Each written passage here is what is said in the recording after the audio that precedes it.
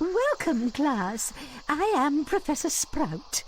Today we'll learn the Incendio spell, which is useful against all manner of dangerous plants. Observe the correct Incendio symbol. Hold down the mouse button and follow the pattern. Then release the button. Hey everybody, it's Pac-Quaza here, and just to show you something that I've always liked, I'm going to mess this symbol up for the first time. It doesn't hurt you. An interesting variation on You have to Incendio, redo it anyways. However, whatever she says is always cool. Mr. Potter, and be patient. I always like the and be patient. Anyways, this is Incendio. Obviously, this is an Incendio symbol. She hasn't told us yet what Incendio does, but it's useful against all manner of dangerous plants. Incendio! I'm pretty sure in the books and even the movies, Incendio 5 points for is Gryffindor. not used for that purpose. With the lesson, it is Mr. Potter. a fire spell, which makes slight sense, but so you may be thinking, well, why is it used for plants in this game? Well, it's fire for one thing. Another thing, Flipendo isn't even a real spell, so what do you care about? A first-rate Incendio, Mr. Potter. 10 points for Gryffindor. Real to me. Let's continue with the lesson, Mr. Potter. Yeah, if you know your books quite, Flipendo isn't even a real spell. But it's real to me, so this is all we care about. I still can't believe they got rid of it. We'll get to it when we get to it. A first-rate Incendio, Mr. Potter. 15 points for Gryffindor. So we're getting third level down. A little bit quicker this time. No, I'm pretty sure because of my poor controls and the fact that I haven't beat 95% by now, I'm not going to be able to do this 4th level, and yeah. Oh well. To get 100% in the game, you do not need to get all these points. It serves no other purpose than to just have them.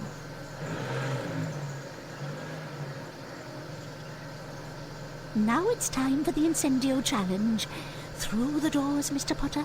I'll watch you from the balcony.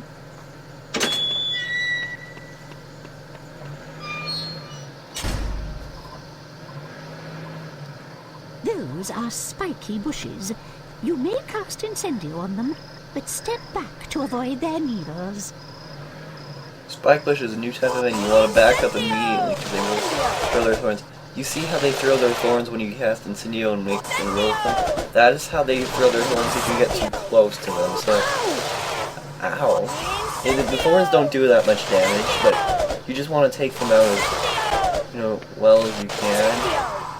Stepping away is always a good thing. There's that set of bushes you have a chest. Now, once you open that, you'll get gnomes! And there's a gnome around the corner. This gnome is pretty sneaky. You want to take him out stealth style. See, he's even facing you, so if you come over too prematurely, open the cauldron, you get screwed. Anyways. This is a typical species of venomous tentacula. Cast Incendio to wilt it. Before we take out venomous tentacula, you want to take out the spike bushes around you. The spiky freaking heads. Whatever it is, you may think to call it. Rose bushes. There's a whole thorns. That made no sense.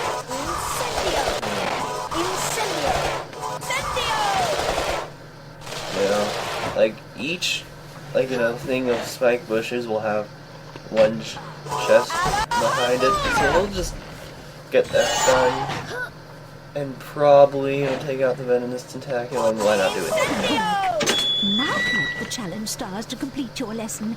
Away you go. That is the only venomous tentacular that stays down for just one use of Incendio. Ow. They don't do that much. And yet, the one time I have damage on me, I'm not getting any chocolate frogs from these chests. The previous one, ugh. Oh, that was ridiculous. Anyways, pressing forward. We got our first challenge star, and she is now leaving us be. Now these, like, you know, there are 4, bookshelves and what that you can cast on. If you step on them, they don't go back because you're in the way. So you can leave them like that, and just make it do stuff. I'm gonna do a pattern, but as you see, you can slightly see a thing of what happens when you open this. The tree goes away, down, and then a magic, what do you call that? Path opens up. When you go down that path, you get 2 things. 1, 2 gnomes. 2, a challenge star, but that's not what you want. You kill the gnomes, you get the challenge star. No, and you get the wizard card. Challenge star remained there the entire time. It's nice and cozy down here. Put the desk there, really. Anyways, that being one secret, let's continue onward with the save game book.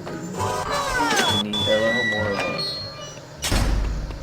Those vines are attacking that poor tree.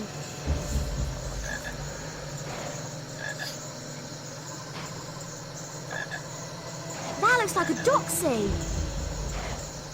Ouch!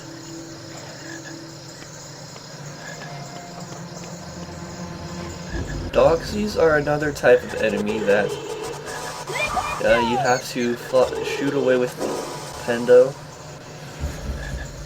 You hit him once with Pendo, that's probably all you need. However, if you can get off a second hit with Pendo, I find that guarantees its destruction, and when it runs to you, you can hit Pendo, it still flies in direction, as its throwback, because it was flying that direction the entire time. Oh yeah, hit all those vines, it goes down. Those are the only times those vines apparently came. We'll just climb through. So when it's the Doxies charge, whoa! The vines below hurt you. Anyways, when the I'll explain it more when we see the next 2 Doxies. It's right in this room anyways. If you cast, dare I say, Flipendo at all the trees, they give you beans. So anyways, when the Doxies are charging at you, and you hit them with Pendo, it's spins the mind control, but they still go to the direction.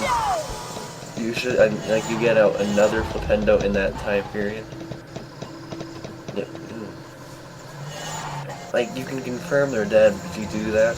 However, I don't confirm they're dead when I do this. I never confirm when they're dead when I do this point, because in this, Doxies have a tendency to get the wrong spells for them. Because you hit around! Alright, I hit 1 twice and 1 once.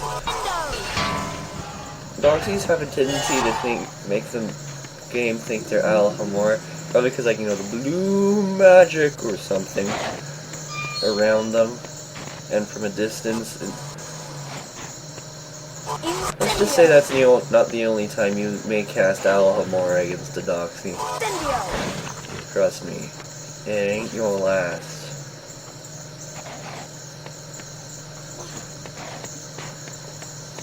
Now, you had to go back there as I showed it on the camera, but if you just, dropped over, you get this gnome encounter.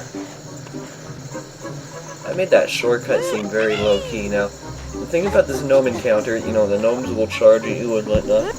If you're really bad at this game, then you want to lure the gnomes to, the stairway, because they cannot come down it. However, the other 3 gnomes in this room are all in this pack, so, well, And once you're done with the gnomes, the gate opens. But the music doesn't stop, though. Stop with. Anyways, if I keep doing predictions, I got no comment on that.